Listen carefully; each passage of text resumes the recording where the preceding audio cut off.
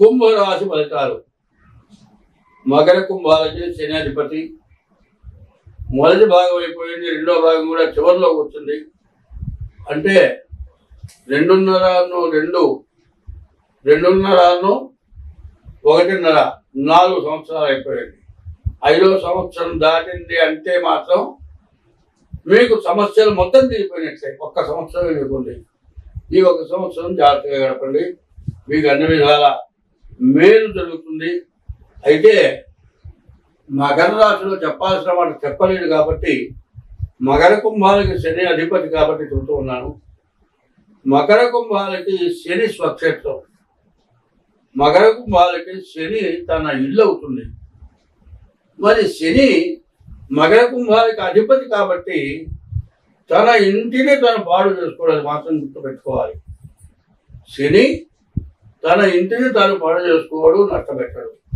కష్టపెడితే పెట్టచ్చు కానీ నష్టపెట్టడు. ఎందుకంటే బంగారం కాలిస్తే నల్లగా బొగ్గులాగా తయారవుతుంది. మెరుగు పెడితే దాని వచ్చిన వర్ణ ఎక్కడా ఉండదు. అందువల్ల కుంభరాశి చాలా విశేషమైంది. మకర రాశి కంటే కూడా కుంభరాశి చాలా గొప్పది. అటువంటి రాశి మళ్ళీ 30 సంవత్సరాల దాకా తిరుగులేదు. కాబట్టి ఈ 1 సంవత్సరం తప్పించుకున్నారంటే అన్ని రకాల బాధలు తీరిపోతాయి. మీరందరూ బాగుంటారు, అన్ని విధాల సమస్యలు తీరిపోతాయి.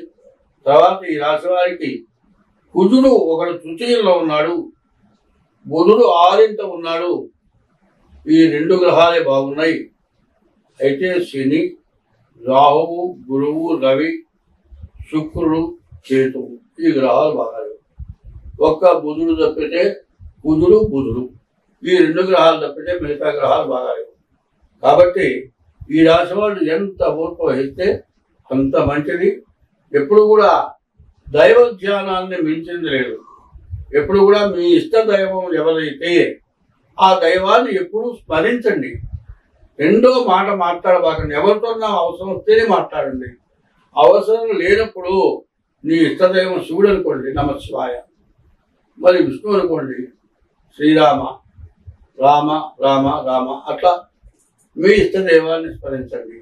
అమ్మవారిని అనుకోండి, అమ్మవారు మీ ఇష్టదైవం అనుకోండి, శ్రీమాత్రే నమః. ఇట్లాంటి మాటలు ఎప్పుడైతే నీ నోట్లోంచి వచ్చినాయో నీ బాధలన్నీ కూడా వెళ్ళిపోతాయి. ఎందుకంటే బయటికి వదిలేది బొగ్గు పులుసు వాయువు, లోపలికి పీల్చుకునేది ప్రాణవాయువు. మనం చెట్ల నుంచి వచ్చేటువంటి ప్రాణవాయువుని తీసుకొని మన ఎదుటి వాళ్ళకి అపకారం జరిగేటువంటి బొగ్గు పులుసు వాయువును నిలబెడుతున్నాం. ఈ వదిలేటువంటి బొగ్గు పులుసు వాయువుతోటి రామ మంత్రాన్ని కానీ శివమంత్రాన్ని కానీ ఎప్పుడైతే స్మరించావో నీకు ఎటువంటి దోషం లేదు. ఈ రామ మంత్రం శివకేశవులకి ఇద్దరికి కూడా సంబంధించినటువంటి మంత్రం. నారాయణ అనే 4 అక్షరాల్లో 2వ అక్షరం రా, నమశివాయ అనే 5 అక్షరాల్లో 2వ అక్షరం మా. రామ అంటే శివుణ్ణి విష్ణువుని స్మరించినట్లే. ఈ ఒక్క రామ మంత్రం నీ జీవితంలో ఉన్నటువంటి సమస్యలన్నిటికీ కూడా ఖచ్చితంగా పోగొడుతుంది. అది కూడా కాదండి, ఇన్ని చెబుతున్నావయ్యా నా బాధ తీర్చలేదంటావు. అటువంటి బాధలు ఏమైనా ఉంటే మీ డేట్ ఆఫ్ బర్త్ ఉంటే మాకు పంపించండి. మా ఫోన్ నెంబర్ ఉంటుంది, మమ్మల్ని సంప్రదించండి.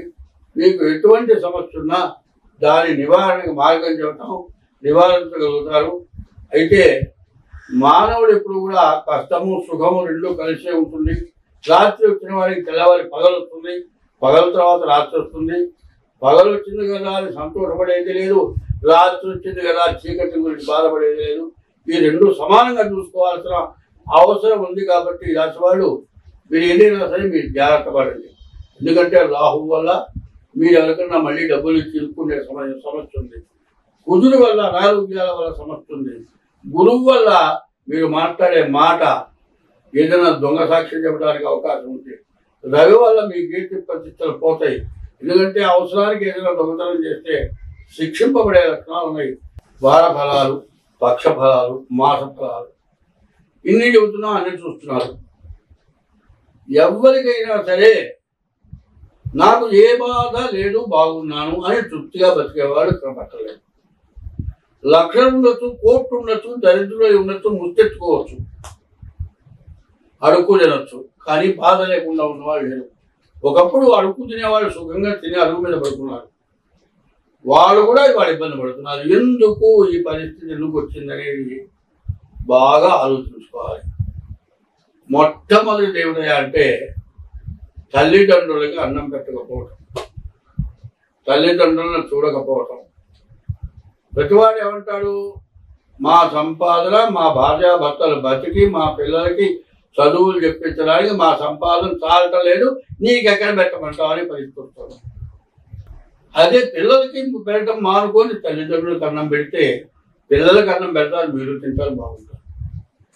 రెండోది ఏమిటంటే భార్యాభర్తల యొక్క సమస్య వల్లే దేశం అంతా అనిష్టంతో కూడుకుంది. మహాపతివ్రత అన్నారు. కొన్ని ఇళ్లలో చాలా బీద స్థితి ఉంది. భర్త ఫుల్గా తాగుతాడు, భార్య కూలి పనిచేసి ఇంటికి వచ్చి తాగి ఎక్కడో పడిపోయిన మొగుడు తీసుకొచ్చి స్నానం చేయించి ఆయనకు అన్నం పెడుతుంది. ఆ భర్తే ఆమెకు కావాలి, ఇంకో మనిషి అక్కర్లా. వేలి ముద్దే అక్షరాలు కావు. ఆమె ఎంత మహాపతివ్రతో దండం పెట్టాలి. రెండు, ఇవాళ చదువుకున్న వాళ్ళు భార్యాభర్తలు ఉద్యోగం చేసి ఉద్యోగరీత్యా పైకొచ్చి నాతో సమానమైన ఉద్యోగస్తులు కావాలని పెళ్లి చేసుకున్న తర్వాత ఒకళ్ళ యందు ఒకళ్ళకి శృతి కుదరక విడిపోవటం, పిల్లలు కన్న తర్వాత ఇంకోళ్ళు మగవాడు ఆడమనిషిని ఎవరైనా ప్రేమించడం, లేకపోతే ఆడమనిషి ఇంకో మగవాడిని ప్రేమించడం, ఈ కన్న పిల్లలే న్యాయం చేయడం, ఇది రెండోది జరుగుతుంది. మూడు ఏమిటంటే సహజీవనం పెట్టారు. ఇప్పుడు ఈ సహజీవనం అనే దానికి అర్థం లేదు. ఇప్పుడు ఒకప్పుడు ఇతర దేశాల్లో లిమిటెడ్ మ్యారేజ్ చేసుకున్నారు. ఇప్పుడు రాను ఎట్లాంటి పరిస్థితి వస్తుందంటే అమ్మాయికి నాకు పెళ్లి వద్దు అనేటువంటి పరిస్థితి ఆడవాళ్ళలో మగవాళ్ళలో వస్తుంది. ఇది ఒక పెద్ద పాపం. రెండు, తల్లిదండ్రులకు అన్నం పెట్టకపోవడం ఒక పెద్ద పాపం. తర్వాత చదువు సమస్య కాదు కావాల్సింది, భార్యాభర్తలకు అనుకూలత కావాలి. నాతో సమానమైన వాళ్ళు కాదు. ఒకడు సంపాదనాపరుడై రెండో వాడు ఉద్యోగం చేయకుండా చదువు లేకుండా పెళ్ళాన్ని ఆఫీసుకు పోయి తీసుకొచ్చి ఇంటికి తీసుకొస్తే ఆఫీసులో వదిలిపెడుతూ సుఖంగా బతుకుతున్న దంపతులు ఉన్నారు. కానీ 199 వివాహం అయిన తర్వాత సంవత్సరం 2 సంవత్సరాలు కాగానే కోర్టుకెక్కి విడాకులు రాక మళ్ళీ వివాహం చేసుకుంటానికి కుదరక పిల్లలు అన్యాయం చేస్తున్నారు. వివాహం చేసుకున్న తర్వాత సంతానాన్ని కన్న తర్వాత ఎన్ని సమస్యలున్నా భార్యాభర్తలు విడిపోవటం ధర్మం కాదు. దీన్ని పెద్దవాళ్ళు సపోర్ట్ చేస్తున్నారు. ఇందువల్ల చాలా నష్టం జరుగుతోంది. కాబట్టి మగవాడు పరస్త్రీ వ్యామోహం, ఆడమనిషి పరపురుష వ్యామోహం మానుకోని ధర్మబద్ధంగా సంసారం చేసి పిల్లల్ని బాగు చేయవలసిన అవసరం చాలా ఉంది.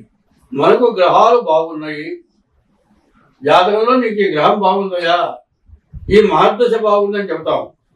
ఆ మహర్దశ నీకు ఉపయోగపడలేదు. మరి ఈ గ్రహాలు ఉపయోగపడే పరిస్థితి రావాలంటే నీ ప్రవర్తన మారాలి. నీ ప్రవర్తన మారితే ఏ గ్రహం అయినా నీకు అనుగ్రహిస్తుంది. అనుగ్రహము ఆగ్రహం రెండు ఉన్నాయి.